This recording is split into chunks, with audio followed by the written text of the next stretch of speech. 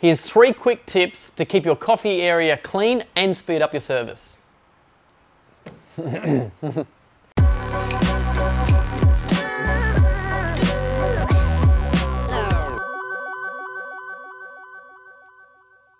everyone, I'm Luke and welcome back to the Artistic YouTube channel where we guide you through all things coffee.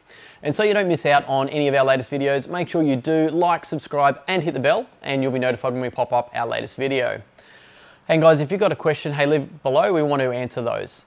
So today I'm just going to jump back to a video that Jimmy put up about the coffee menu. Now we got a lot of feedback from you guys, which is fantastic, about how easily Jimmy was able to just flow and put out a whole coffee menu seamlessly and easily. And I want to share with you a few of the tips basically that help us keep this area clean and tidy, but also allow all of us to work together. So if you can get everyone on the same page, you're going to save heaps of time in lots of little seconds and get the flow so you can pump out coffee really quick. So firstly, Jimmy is an absolute gun behind a machine. He's had heaps of experience and he's just so fine-tuned in what he does. But a couple of little tricks that we're doing are these ones. When you look at your setup, we've talked about being consistent, but it's the little things that we've got to make sure that all add up. So if we look at the cloths in the setup, we've got one for steam, we've got one on the opposite side to our main steamer and a bench cloth. Now you can have all different colors to make the health and safety side really good. But how do we use them? Well, you've seen how we use this one cloth only to steam and pop it back in the one spot. This cloth here is only as a quick wipe to get the chocky from that end and any extra grind or whatever mess might be down the bottom here, and it's clean again. This one is just a quick wipe straight and through for when you've finished a shot and you've hit a flush and you get those grinds and mess on there. Now, you don't want that to be on your next cup. So this one is literally just there to go for a quick wipe across. And if we do that every single time, we're never having to stop and wait for that area to be clean. It just falls into our process as we're coming across to get our next espresso ready. So that is one bit of extra water there. Again, we're reset really quickly. So that's how we manage our cloths. Now this side here, you'll see that cool little milkshake container. Now you would have never seen one of those in any of our videos before because we don't like them at all.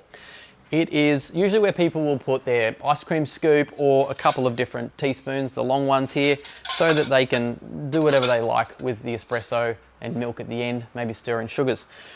That is not sanitary. It never will be. So we want to take these out of the equation, guys. So how do we control or use a spoon? We've said we don't use them for latte art and the way we control our froth as it comes into the cup.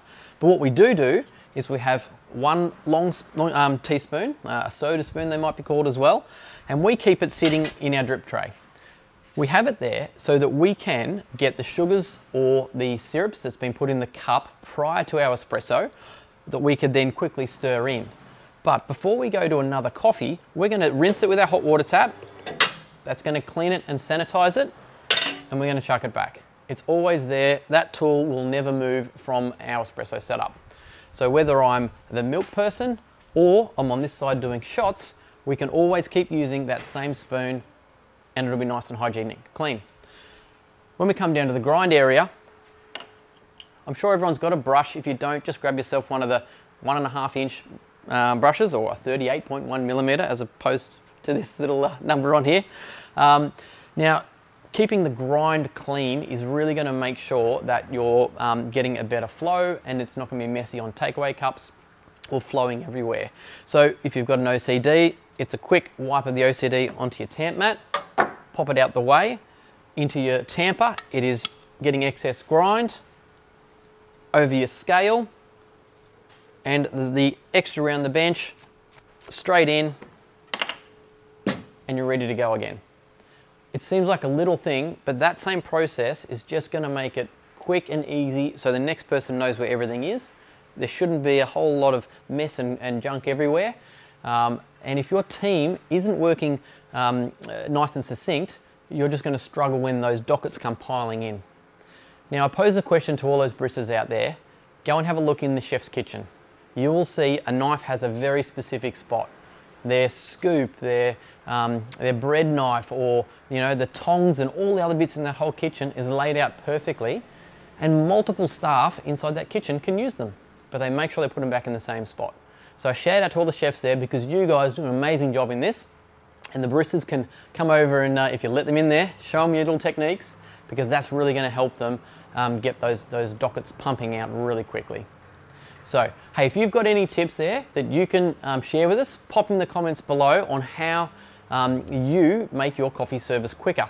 Any of these little hacks, we'd love to hear them and share them on the channel. Thanks very much for watching, everyone. Have an awesome day. Stay safe.